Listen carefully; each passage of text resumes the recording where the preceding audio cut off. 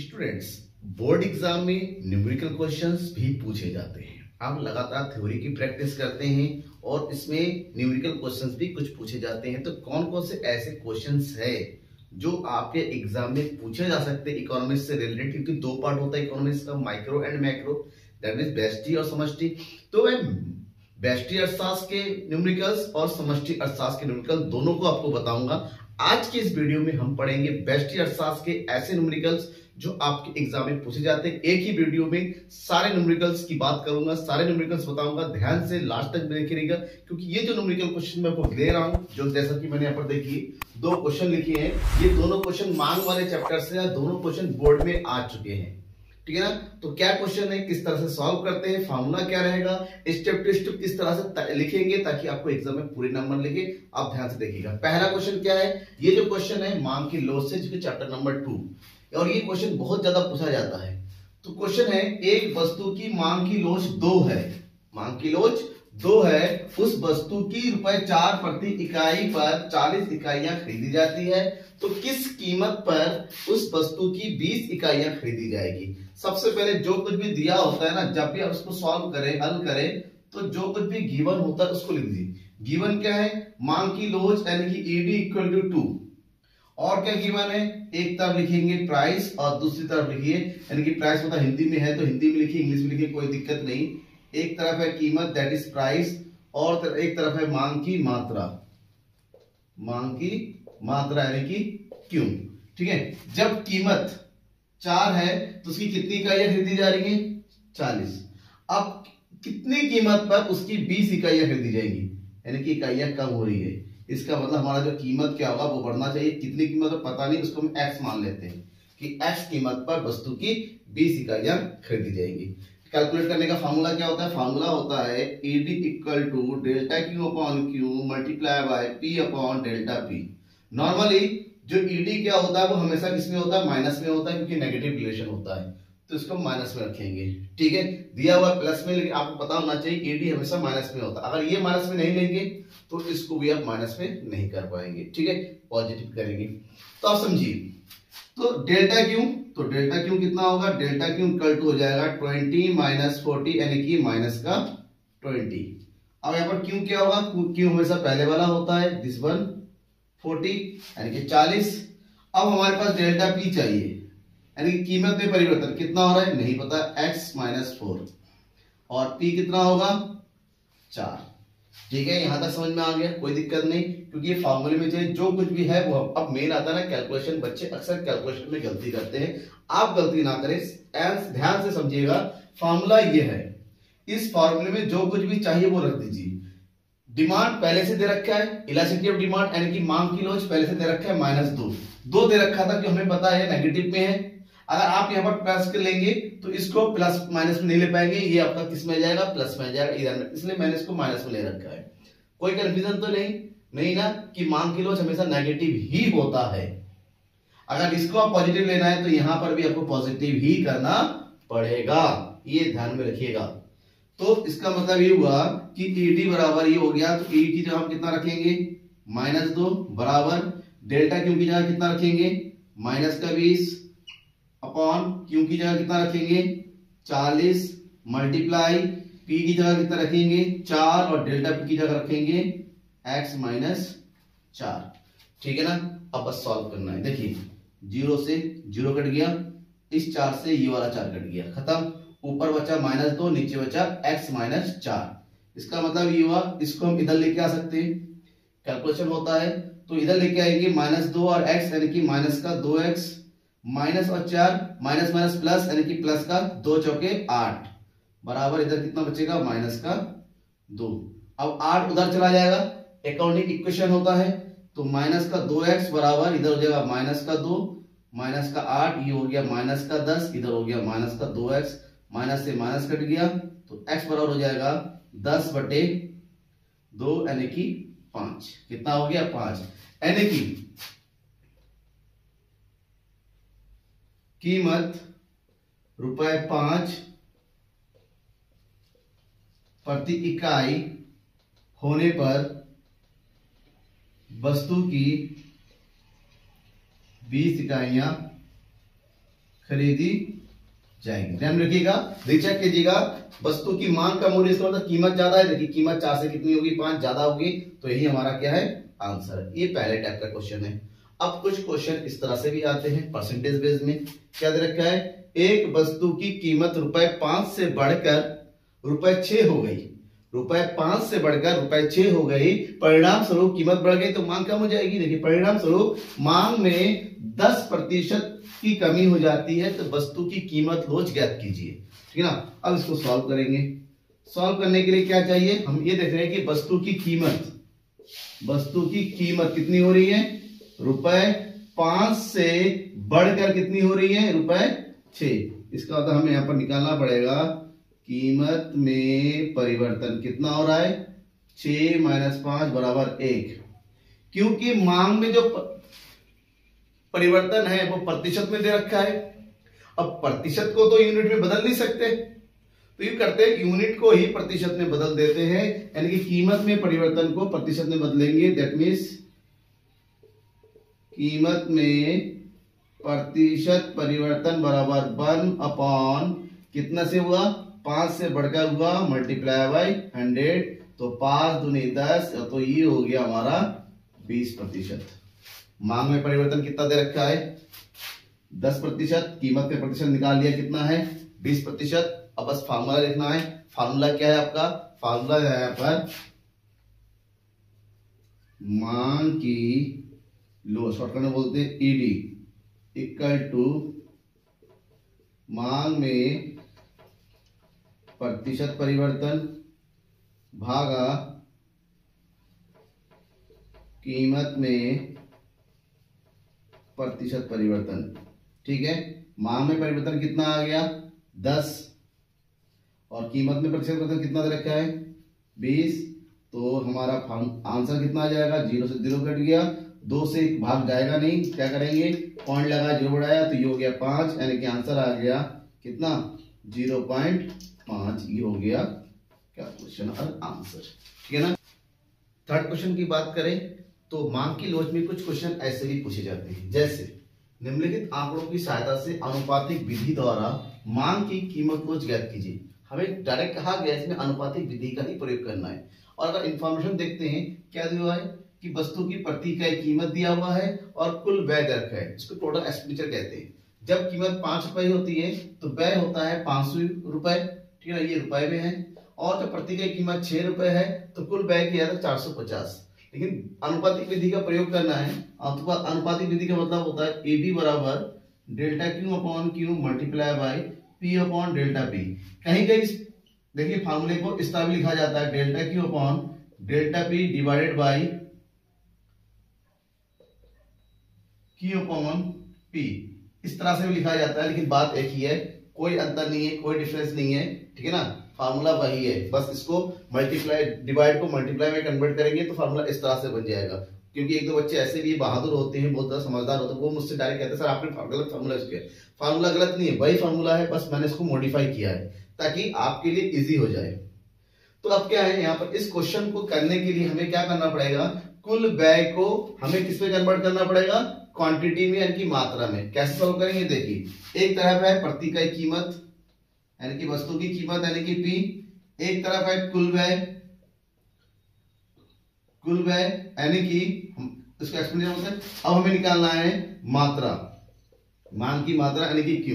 जब वस्तु की कीमत 5 है तो कितना खर्च किया जाता है, 500। तो 5 से 500 को भाग करेंगे तो मात्रा निकालेगा, क्योंकि फार्मूला हो जाएगा Q इक्वल टू कुल व्यय बटे वस्तु की प्रति इकाई कीमत। तो 500 को 5 से भाग करेंगे, कितना आ जाएगा, 100। और वहीं पर वस्तु की कीमत जब 6 हो रही है तो मांग की व्यय कितना हो रहा है, 450। जाहिर सी बात है, कीमत बढ़ने पर खर्च कम करेंगे, तो 6 से भाग करेंगे, 6 7 42, बचेगा कितना, 3 6 5 3, यानी कि 75 इकाई होगी। ठीक है ना, ये इकाइयां हैं, ये कीमत है, फार्मूला हमारे पास है। इस फार्मूले को तो सबसे पहले हम क्या निकालना है, डेल्टा Q। तो डेल्टा Q बराबर हो जाता है 75 - 100। तो 75 - 100 कितना हो जाएगा, माइनस का 25। अब माइनस लगाए या ना लगाए कोई फर्क नहीं पड़ता, क्योंकि लोच हमेशा माइनस में ही होती है। क्योंकि मांग के नियम के अनुसार कीमत और वस्तु की मात्रा के बीच में ऋणात्मक संबंध होता है, कभी भी प्लस में आ ही नहीं सकता। क्योंकि एक अगर प्लस होता है तो दूसरा क्या होगा, हमेशा माइनस होगा। आंसर प्लस माइनस हमेशा माइनस ही होता है। ठीक है, तो Q इक्वल टू कितना होगा, पहले वाला तो कितना हो गया ये 100। दूसरी तरफ हम निकालेंगे डेल्टा P, 6 माइनस 5 कितना हो जाएगा 1, और P कितना हो गया यहाँ पर 5। अब फार्मूले में लगाइए तो फार्मूला कितना हो जाएगा, ED बराबर वही फार्मूला। यहाँ पर जब भी क्वेश्चन सॉल्व करें फार्मूला जरूर लिखिएगा, कौन से फार्मूले का आपने यूज किया है, ताकि दिक्कत ना हो समझने की किस तरह से आपने यूज किया है। तो ये हो जाएगा फार्मूला, डेल्टा Q कितना है माइनस का 25 डिवाइडेड बाई Q यानी कि 100 मल्टीप्लाई बाई P 5 और डेल्टा P कितना हो गया 1। ठीक है ना, अब कितना सॉल्व करना है, कैसा आ जाएगा सॉल्व, ये हो जाएगा 5 का 5, 5 दूनी 10, उसको काटिए 5 5 25, 5 चौके 20, और अगर इसको 4 से भाग करते हैं, किसको 4 से 5 को भाग करेंगे, ये हो जाएगा आपका -5 बटे 4। तो 4 से 5 को भाग कीजिए, हमारा आंसर आ जाएगा माइनस का 4 एकम 4 पॉइंट 4 दूनी 8, 4 पंजे 20, यानी कि आंसर आ जाएगा -1.25 यानी कि 1.25। और ये जो आंसर होता है ना 1 से ज्यादा है, क्या है इसका मतलब लिखेंगे मांग की लोच इकाई से अधिक है। मांग की लोच क्या इकाई से अधिक है, यानी कि अधिक लोचदार मांग कहते हैं। क्या बोलते हैं इसको, अधिक लोचदार मांग। और इसी का उल्टा कुछ क्वेश्चन ऐसे भी आता है जो इसका ठीक ऑपोजिट है। जैसे किसी वस्तु की कीमत ₹4 प्रति इकाई से बढ़कर ₹5 हो जाती है। कीमत दिया हुआ है 4 से बढ़ के कितनी हो रही है 5, तो उसकी मात्रा 20 से घट के 10 हो रही है, तो व्यय विधि के द्वारा मांग की लोच ज्ञात कीजिए। तो ध्यान रखिएगा, व्यय विधि में लोच को केवल 3 प्रकार से ज्ञात कर सकते हैं। Number 1, ED is greater than 1, number 2, ED is smaller than 1, number 3, ED is equal to 1। इसका मतलब मांग की लोच या तो 1 से ज्यादा होगी, मांग की लोच 1 से कम होगी, या मांग की लोच 1 के बराबर होगी। बस 3 ही कैटेगरी में हम कैलकुलेट कर सकते हैं व्यय विधि से।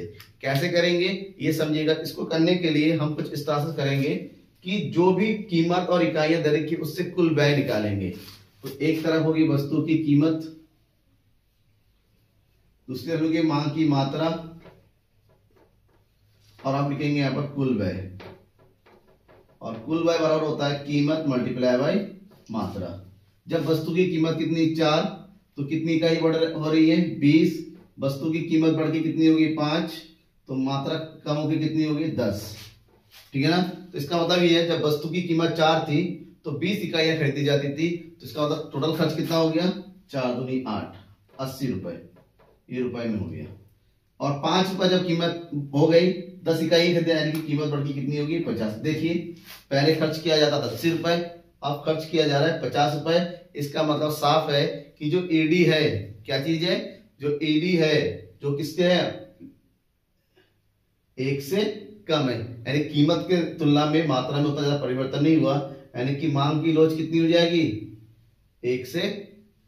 ठीक है, अब कैसे हो गया कि कुल व्यय था 80, ठीक है, कुल व्यय कितना हो गया 80 हो गया। जब कुल व्यय हमारा 80 है, इसका मतलब ये हुआ कि मांग की लोच के अगर हम चेंज करें तो कितना ज्यादा, यहाँ पर कीमत में 1 रुपए का चेंज हुआ, उसकी तुलना में यहाँ पर बहुत ज्यादा परिवर्तन हुआ है। ठीक है ना, बहुत ज्यादा परिवर्तन हुआ 30। तो इसका हम ये समझेंगे कि यहाँ पर मांग की लोच क्या है इकाई से अधिक है, that is ED is greater than 1। ठीक है, समझ में आ गया, ये मांग वाला बड़ा कॉन्सेप्ट कंप्लीट हो गया। अब मांग की लोच के बाद एग्जाम में कुछ तालिका फिल करना भी आता है कि तालिका का पूर्ण कीजिए जो उत्पादन से या लागत से जुड़ी हुई हो सकती है। उत्पादन, लागत और आगम, इन 3 चैप्टर से कुछ इस तरह से क्वेश्चन आते हैं। फिलहाल ये देखिए, ये उत्पादन का है, ये भी उत्पादन का है, ये लागत के। 1-2 क्वेश्चन और भी लागत के हैं जो एग्जाम में आता है फिल करना, वो भी मैं बताऊंगा। फिलहाल 3 क्वेश्चन को समझ लेते हैं, तीनों अलग अलग टाइप में। सबसे पहले निम्नलिखित तालिका को पूर्ण कीजिए। अक्सर ये क्वेश्चन शॉर्ट में पूछा जाता है, ठीक है ना। उत्तराखंड बोर्ड में 3 नंबर का आता है, सीबीएसई बोर्ड में भी, सीबीएसई बोर्ड में तो 11th में है, ठीक है ना। झारखंड बोर्ड में भी ये कम से कम 3 या 4 नंबर पूछा जाता है, तो इंपॉर्टेंट क्वेश्चन है। आप समझिएगा, इसमें हमारे पास दिया क्या है, श्रम की इकाई है जिसको बोलते हैं L, कुल लागत, कुल उत्पादन जिसको बोलते हैं टीपी निकालना है, औसत उत्पादन यानी कि एपी और सीमांत उत्पादन यानी कि एमपी। सबसे पहली बात तो ये है, जो कुछ भी आपको कैलकुलेट करना है और जो दिया हुआ है आपको फार्मूला पता होना चाहिए। टीपी दिया हुआ है, टीपी से एपी निकालना है और हमारे पास एमपी यानी कि सीमांत उत्पादन निकालना है। तो यहाँ पर औसत उत्पादन एपी का फार्मूला होता है कुल उत्पादन डिवाइडेड बाय एल यानी कि श्रम की संख्या, ठीक है ना। दूसरी तरफ एमपी निकालना है सीमांत उत्पादन, तो सीमांत उत्पादन इक्वल टू हो जाएगा टीपीएन माइनस टीपीएन माइनस 1। आपको फार्मूला पता होना चाहिए। अब देखिए यहाँ पर कुल उत्पाद दे रखा है 20, 20 को एल यानी कि 1 से भाग करना है, हर यूनिट में भाग करते चलिए। 20 को 1 से भाग करेंगे ये आ जाएगा 20, 36 को 2 से भाग करेंगे ये आ जाएगा 18, 48 को 3 से भाग करेंगे ये आ जाएगा 16, 56 को 4 से भाग करेंगे तो ये 4 एकम 4, 4 चौके 16, 60 को 5 से भाग करेंगे ये आ जाएगा 12, 60 को 6 से भाग करेंगे ये आ जाएगा 10, 56 को 8 से भाग करेंगे तो ये आ जाएगा 8। ठीक है ना, समझ में आ गया। बिल्कुल सिंपल है, डिवाइड करना है किसको, कुल उत्पाद को श्रम की इकाइयों से, एल से। अब हमें निकाला सीमांत उत्पादन। सीमांत उत्पादन में आपको ध्यान में ये रखना है कि सीमांत उत्पादन कैलकुलेट करने के लिए डिवाइड नहीं करना है, घटाना है, माइनस करना है। किससे, जिस यूनिट का भी हमें सीमांत उत्पादन निकालना है उससे ठीक ऊपर वाली एन माइनस मतलब उससे ठीक पहले वाली यूनिट को माइनस करना है। कुल उत्पादन यहाँ पर कितना 20, तो इस यूनिट के ऊपर कुछ है, कुछ भी नहीं है, तो इस यूनिट का सीमांत उत्पादन इतना ही होगा जितना कुल उत्पादन है यानी कि 20। दूसरी यूनिट का कुल उत्पादन कितना 36, 36 के ऊपर कितना है 20, 36 से 20 माइनस कर देंगे तो ये आ जाएगा 16। इसी तरह माइनस करते चलेंगे एक से उससे ऊपर वाले को। 48 से 36 को माइनस कर देंगे तो ये हो जाएगा 12, 56 से 48 को माइनस करेंगे ये हो जाएगा 8, ठीक है ना।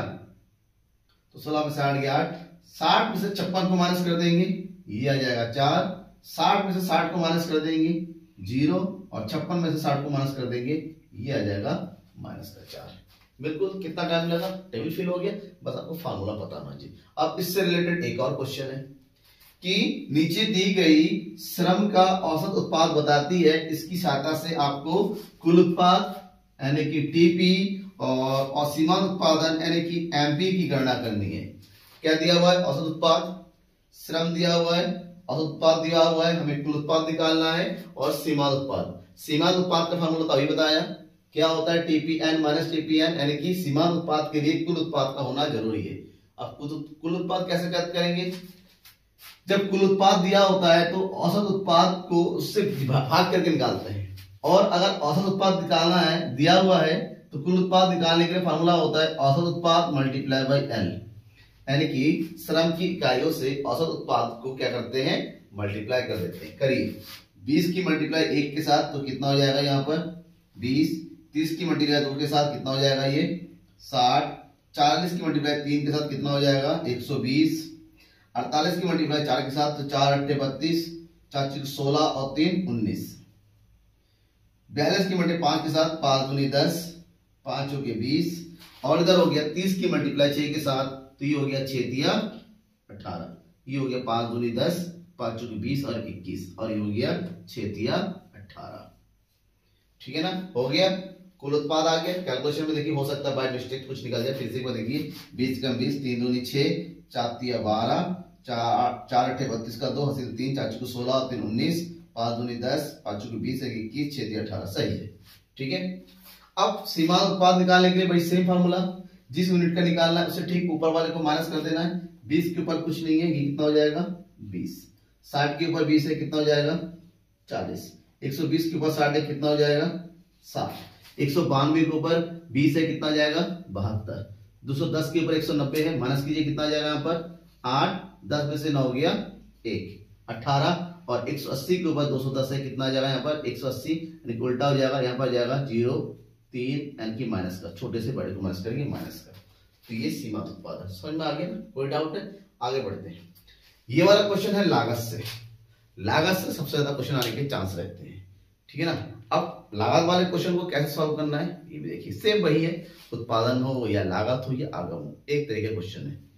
नीचे दी गई कुल लागत तालिका से कुल परिवर्तनशील लागत, कुल परिवर्तनशील लागत, शॉर्टकट में बोलते हैं टीवीसी, सीमांत लागत और एमसी की गणना कीजिए जब फर्म की सीमांत लागत स्थिर लागत 12 हो।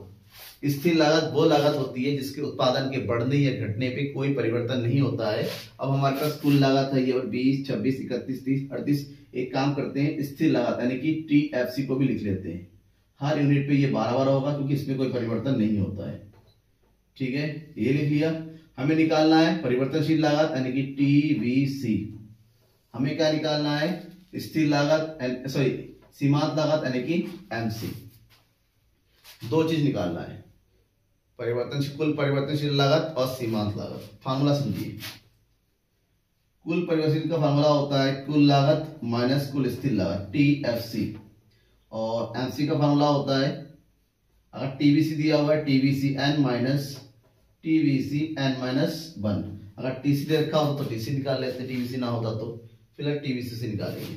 ठीक है, अब यहाँ पर टीवीसी निकालिए, ये है टीसी और ये टीएफसी, यानी कि कुल लागत से कुल स्थिर लागत को माइनस कर देंगे। 20 से 12 को माइनस करेंगे 8, 20 से 12 को माइनस करेंगे कितना आ जाएगा 8। 26 से 12 को माइनस करेंगे कितना हो जाएगा, ये हो जाएगा 26 में से 12 गया 4, ये हो गया 14, 31 से 12 गया 9, ये हो गया 19, 38 से 12 गया ये हो गया 6, ये हो गया 2, 26 आ गया। अब क्या निकालना है, सीमांत लागत। कैसे निकालेंगे, वैसे माइनस करने वाला सिलसिला याद है ना, जैसे कि यहाँ पर माइनस करते हुए निकाला था। टीवीसी निकालेंगे, इसके ऊपर कुछ नहीं है तो ये 8 ही होगा। 14 से 8 गया 6, 19 से 14 गया 9 में से 4 ये हो गया 5, और 26 से 9 गया कितना हो गया 16 में से 9 गया 7। ठीक है, तो ये आ गया हमारा आंसर। टेबल फिल हो गया, समझ में आ गया। चलिए नेक्स्ट क्वेश्चन देखते हैं। लागत वाले चैप्टर से ही कुछ क्वेश्चन बड़े भी पूछे जाते हैं, लंबे लॉन्ग भी पूछे जाते हैं। लॉन्ग में मतलब लागत में लगभग सारी अवधारणाएं पूछी जाती है। जैसे इस क्वेश्चन में निम्नलिखित तालिका से पूर्ण कीजिए।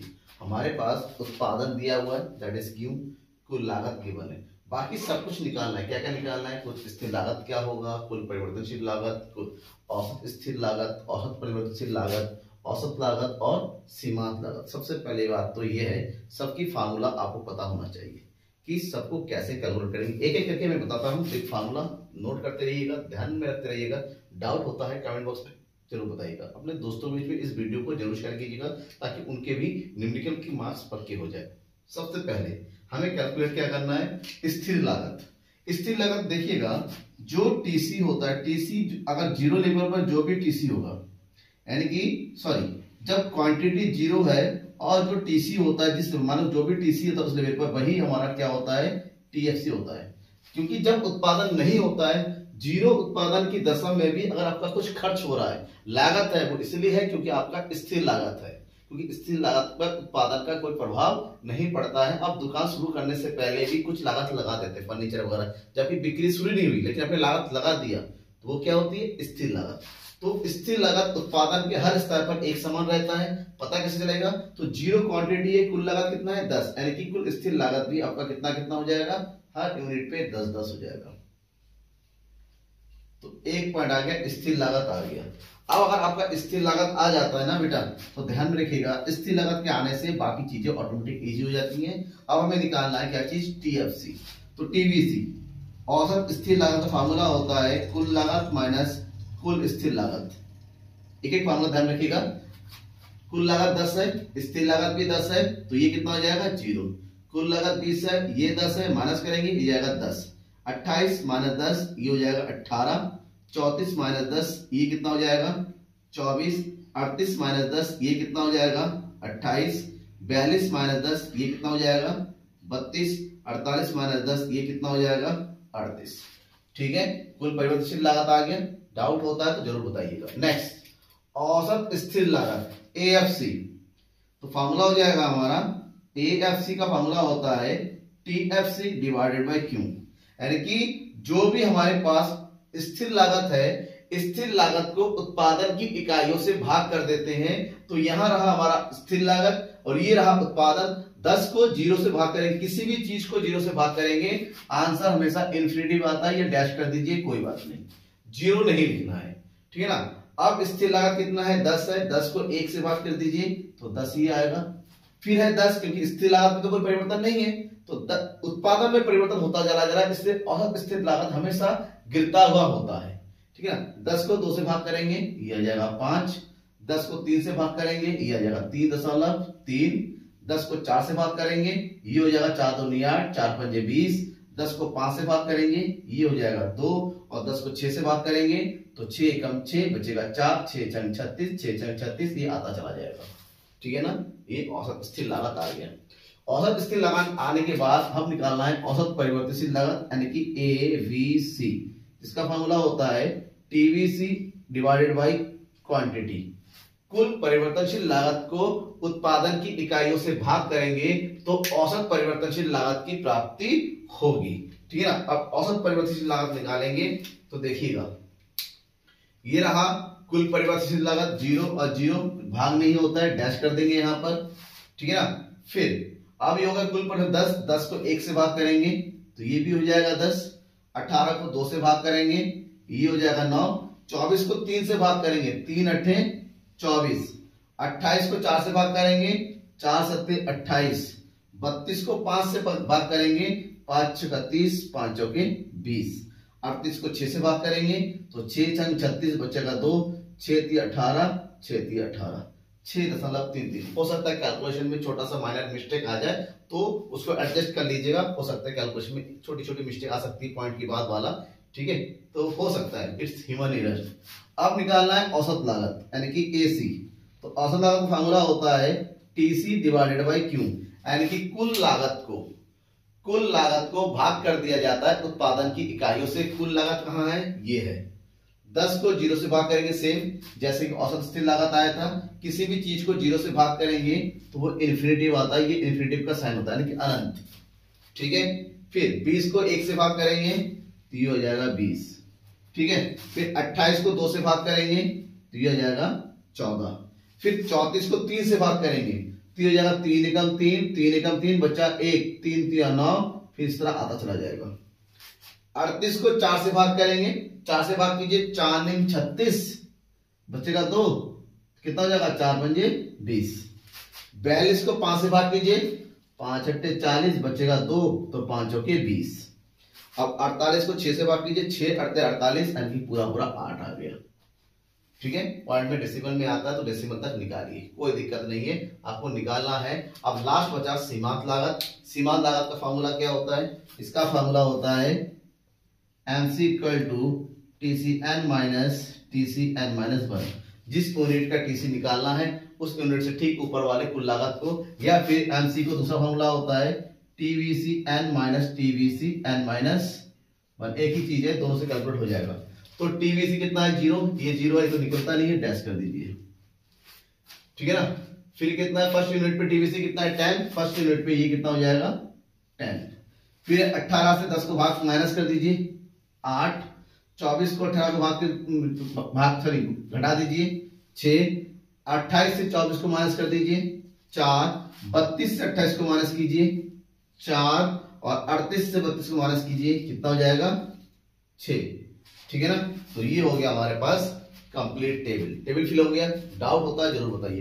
तो इसके बाद एक इनकम्प्लीट टेबल होती है, जैसे रिक्त स्थानों की पूर्ति कीजिए। जैसे कि यहां पर हमारे पास कोई एक आइटम कंप्लीट दिया हुआ है, पूरा दिया हुआ है, लेकिन यहां देखिए यहां पर कुछ भी पूरा नहीं है।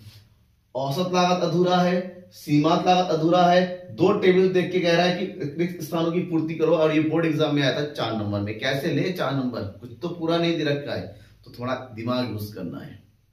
दिमाग यूज इस तरह से करना है कि जो चीज दिया हुआ है उससे बाकी चीज कैलकुलेट करने की कोशिश करेंगे। एक चीज ध्यान रखिएगा, यहाँ पर औसत लागत भी है, सीमांत लागत भी है, और उत्पादन भी है। इसको क्यू बोलते हैं, इसको AC बोलते हैं, इसको MC बोलते हैं। AC और MC दोनों का ही कैलकुलेशन तब तक नहीं हो सकता जब तक हमारे पास कुल लागत ना हो। इसका मतलब रफली हम जो है कुल लागत निकाल लेंगे, और कुल लागत औसत लागत और सीमांत लागत दोनों के थ्रू कैलकुलेट करेंगे, जो दिया है उसके थ्रू। देखिए सबसे पहले औसत लागत दे रखा है। अगर औसत लागत दिया हुआ है तो TC का फॉर्मूला होता है औसत लागत मल्टीप्लाई बाय उत्पादन की इकाइयां, यानी कि AC और Q की मल्टीप्लाई कर देंगे तो कितना हो जाएगा 12 एकम 12, 10 दूनी 20, और 10.5 को मल्टीप्लाई 4 से 5 चौको 20, 10 चौको 40, 40 और 2 कितना हो जाएगा 42। तो ये पॉइंट के बाद ये हट जाएगा। 11 पंजे 55, जितना औसत लागत था उससे हमने कुल लागत निकाल लिया। अब यहाँ पर सीमांत लागत दे रखा है, अगर कुल लागत 20 है उससे इसको क्रॉस ऐड कर देना है, तो 20 और 10 कितना हो जाएगा 30, इधर 55 और 17 कितना हो जाएगा 12, 5 2 12, 6 और 1 7, 72 कुल लागत आ गया। अब कुल लागत आ गया तो सीमांत लागत भी आ जाएगा, औसत लागत भी आ जाएगा। कैसे देखिए, क्योंकि औसत लागत का फार्मूला होता है ये, सीमांत लागत का फार्मूला होता है ये, दोनों का यूज करेंगे। तो ये हो गया 3 से 30 को भाग करेंगे आ जाएगा 10, 6 से 72 को भाग करेंगे कितना जाएगा 6 कम 6 6 दूनी 12 आ गया दोनों। और उसी तरह एमसी निकालेंगे, फर्स्ट यूनिट पे औसत लागत, औसत ये कितना हो जाएगा, अगर टीसी 12 है तो इसको भी कितना लिखेंगे हम 12 लिखेंगे। 20 में से 12 माइनस करेंगे कितना आ जाएगा 8, ये हो गया 10। 42 में से 30 माइनस करेंगे कितना आ जाएगा 12, और 72 में से 55 को माइनस करेंगे तो ये हो जाएगा 12 में से 5 गया 7, और सॉरी 55 में से 42 माइनस कीजिए ये आ गया 3, और ये हो गया 5 में 4 गया 1, 13। ठीक है, कंप्लीट हो गया, टेबल फिल हो गया। डाउट होता है कमेंट बॉक्स आपके है, अपने हर एक डाउट को लिख के बताइए, जरूर पूरा होगी। टेबल फिल करना आगम वाले चैप्टर से भी आता है, आगम यानी कि रेवेन्यू, ठीक है ना। सेम उसी तरह का टेबल होता है जैसे अपने उत्पादन और लागत में देखा है। कैसे क्वेश्चन में देखिए, निम्नलिखित तालिका को पूर्ण कीजिए। हमारे पास गिवन है बिक्री की इकाइयां यानी कि इसको बोलते हैं क्वांटिटी, क्यों, उत्पादन प्रति इकाई कीमत यानी कि प्राइस, हमें निकालना है कुल आगम टीआर, हमें निकालना है सीमांत आगम एमआर, और कितना है औसत आगम यानी कि एआर। ध्यान रखिएगा, जब उत्पादन की इकाइयां और प्रति इकाई कीमत दोनों दे रखी हुई है तो हमें कुल आगम निकालने के लिए यानी कि टीआर निकालने के लिए उत्पादन की इकाइयां और प्रति इकाई कीमत को मल्टीप्लाई कर देना होता है, ठीक है ना। That means TR equal to quantity multiply by price. अब दोनों को गुणा कर दीजिए, 15 एकम 15, 13 दूनी 26, 11 तिया 33, 10 चौके 40 और 7 पंजे 35 आ गया कुल आगम। कुल आगम के बाद हमें सीमांत आगम निकालना है, तो सीमांत आगम का फार्मूला होता है TRN माइनस TRN-1। सेम उसी तरह का फार्मूला है जैसे कुल लागत और सीमांत उत्पादन निकाल रहे थे। जिस यूनिट का कुल आगम में से सीमांत आगम निकालना है उससे ऊपर वाले को माइनस कीजिए। 15 के ऊपर कुछ नहीं है तो ये 15 होगा। 26 से ऊपर 15 है तो कितना आ जाएगा यहाँ पर ये 11। 33 के ऊपर 26 है, 13 में से 6 गया 7, 40 में से 33 गया 7, और 35 में से 40 गया माइनस का 5। सीमांत आगम चाहे सीमांत आगम हो, चाहे सीमांत लागत हो, चाहे सीमांत उत्पादन हो, निकालने का तरीका वही है। जिस यूनिट का निकालना है उस यूनिट के कुल आगम से ठीक उसके ऊपर वाले कुल आगम को माइनस करते हुए चलते हैं। औसत आगम यानी कि एआर, एआर बराबर होता है टीआर डिवाइडेड बाय क्यू, और एआर हमेशा ध्यान रखिएगा प्राइस के इक्वल होता है, इसलिए औसत आगम को ही प्रति इकाई कीमत भी कहा जाता है। जैसे यहाँ पर कुल आगम है 15 और इकाइयां 1, 15 को 1 से भाग करेंगे, ये हो जाएगा 15।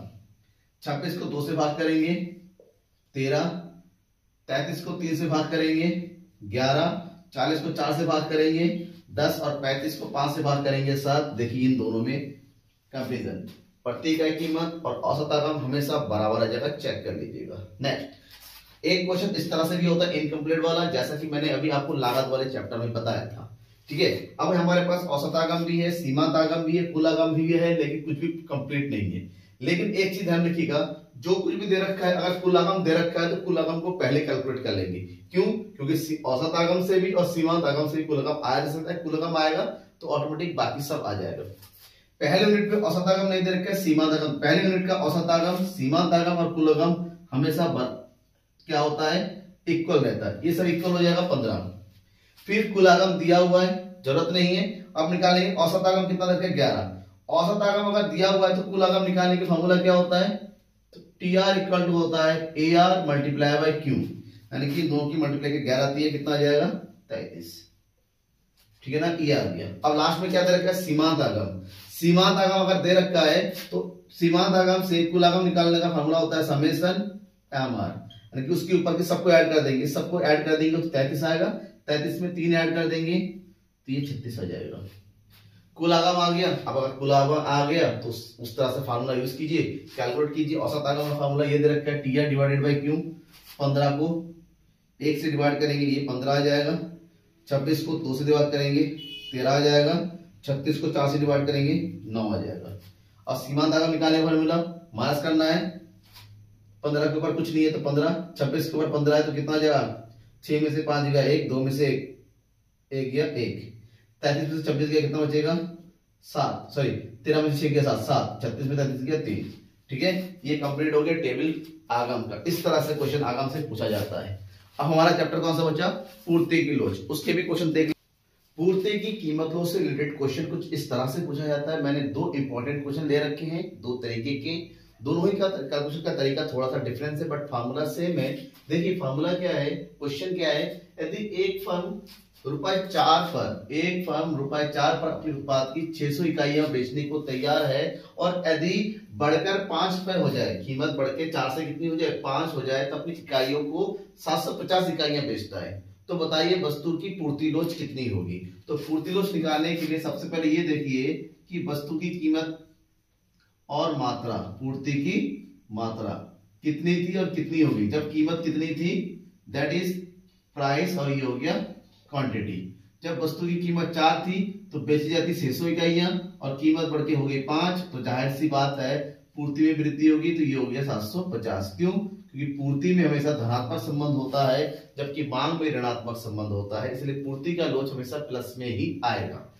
फार्मूला यूज क्या करना है, फार्मूला यूज करना है ES equal to delta Q upon Q multiply by P upon delta P। Delta Q मतलब पूर्ति की मात्रा में परिवर्तन, डेल्टा P मतलब कीमत में परिवर्तन। तो यहां पर पूर्ति में कितना परिवर्तन हुआ, 600 था, 750 हो गया, 750 माइनस 600 यानी कितना हो गया 150। और कीमत में कितना परिवर्तन हुआ, 4 से 5 हो गया यानी कि ₹1 का परिवर्तन हुआ। अब इस चीज को उठा के फार्मूले में रखिए, तो पूर्ति की लोच निकालने के लिए डेल्टा Q कितना है 150, Q कितना हो गया, शुरुआत का कितना है 600 मल्टीप्लाई बाय P यानी कि 4 और डेल्टा P कितना आया 1। अब इसको कैलकुलेट करना है, कैसे करेंगे देखिए, 0 0 कट गया, 15 का 15, 15 चौको 60, इधर भी 4 है, इधर भी 4 से 4 कट गया, तो आंसर कितना 1, यानी कि वस्तु की पूर्ति लोच कितनी है 1 है। ये हमारा आंसर है, यानी कि लिख दीजिएगा वस्तु की पूर्ति लोच क्या है, इकाई है, ये आ गया। ठीक है, पहले क्वेश्चन का आंसर बिल्कुल सिंपल होता है, लेकिन कुछ क्वेश्चन घुमा हुआ रहता है। जैसे कि ये क्वेश्चन दे रहा है, एक वस्तु की पूर्ति लोच 3 है, यहाँ पर पूर्ति लोच गिवन है, जबकि इस क्वेश्चन में हमने पूर्ति लोच निकाला है। इसका मतलब अगर पूर्ति लोच गिवन है तो कुछ इनकम्प्लीट होगा। आगे पढ़ते हैं। विक्रेता ₹8 प्रति इकाई पर वस्तु की 20 इकाइयों की पूर्ति करता है, तो बताइए कि वस्तु की कितनी इकाइयों की आपूर्ति करेगा, क्वांटिटी मिसिंग है, कितनी आपूर्ति करेगा कि यदि वस्तु की कीमत ₹2 प्रति इकाई हो जाए, सॉरी प्रति इकाई की वृद्धि हो जाए, अगर ₹2 जितना था ₹2 बढ़ जाए। तो ऐसे क्वेश्चन के लिए हमारे पास क्या गिवन है, पूर्ति लोच गिवन है, कितना रुपए है 2 है, सॉरी पूर्ति लोच कितना है 3। और क्या क्या गिवन है, एक तरफ लिखिए वस्तु की कीमत और एक तरफ लिखेंगे पूर्ति की मात्रा यानी कि क्वांटिटी, ये हो गया प्राइस। जब वस्तु की कीमत 8 थी, पूर्ति कितनी हो रही है 20 इकाइयों की, तो वस्तु की कीमत बढ़ के कितनी होगी 2, यानी कि 8 + 2 यानी कि कितना हो गया 10। तो पूर्ति कितनी होगी पता नहीं, जाहिर सी बात है कीमत में वृद्धि हो रही है तो पूर्ति की मात्रा में भी क्या होगी, वृद्धि ही होगी। फॉर्मूला क्या होता है, फॉर्मूला होता है कि ES equal to delta Q upon Q multiply by P upon delta P। अब यहां पर डेल्टा Q कितना होगा x माइनस 20 और डेल्टा P कितना होगा 10 माइनस 8 यानी कि 2। आ गया ये। अब फार्मूला ये है, वैल्यूज ये है, हमारे पास पूर्ति की लोच 3 गिवन है। फार्मूला रखिए ES 3 बराबर delta Q x minus 20 upon Q यानी कि 20 मल्टीप्लाई बाय P मतलब 8 डिवाइडेड बाय 2। ठीक है, कैलकुलेट करना है हमें। 2 एकम 2, 2 चौके 8, 4 एकम 4, 4 पंजे 20, ये आ गया। 5 उठ के साइड आ जाएगा तो कितना हो जाएगा 5 दिया 15 बराबर x माइनस 20। तो x बराबर कितना हो जाएगा, x बराबर हो जाएगा 20 माइनस 15 यानी कि x बराबर कितना हो जा रहा है 5। ठीक है, सॉरी ये हो गया तुम्हारा, ये हो गया प्लस, तो ये हो जाएगा तुम्हारा 35। ठीक है, एस कितना हो गया 35, यानी कि वस्तु की कीमत 2 रुपए बढ़ने से वस्तु की तो पूर्ति कितनी होगी, वस्तु की पूर्ति कितनी होगी 35 इकाइयों की होगी। ठीक है, ये हमारा आंसर है। समझ में आ गया, इस तरह से कैलकुलेट करते बिल्कुल इजी है। मेरे ख्याल से आपको सारा टॉपिक समझ में आ गया होगा। उसके बावजूद कोई भी डाउट रहता है कमेंट बॉक्स में डाउट करके बताइए। कोई क्वेश्चन जो मैंने नहीं बताया हो या फिर आपके बोर्ड में आया हो, आप उसको सॉल्व कर नहीं मिल रहा है, तो मुझे कमेंट बॉक्स में कमेंट करके बताइए। व्हाट्सएप ग्रुप से जुड़िए, मुझे क्वेश्चन शेयर कीजिए, उसका सॉल्यूशन आपको मैं दे दूंगा। राइट, सब्सक्राइब करिए, मेरे साथ बने रहिए और शेयर कीजिए अपने दोस्तों के बीच में ज्यादा से ज्यादा। Thank you.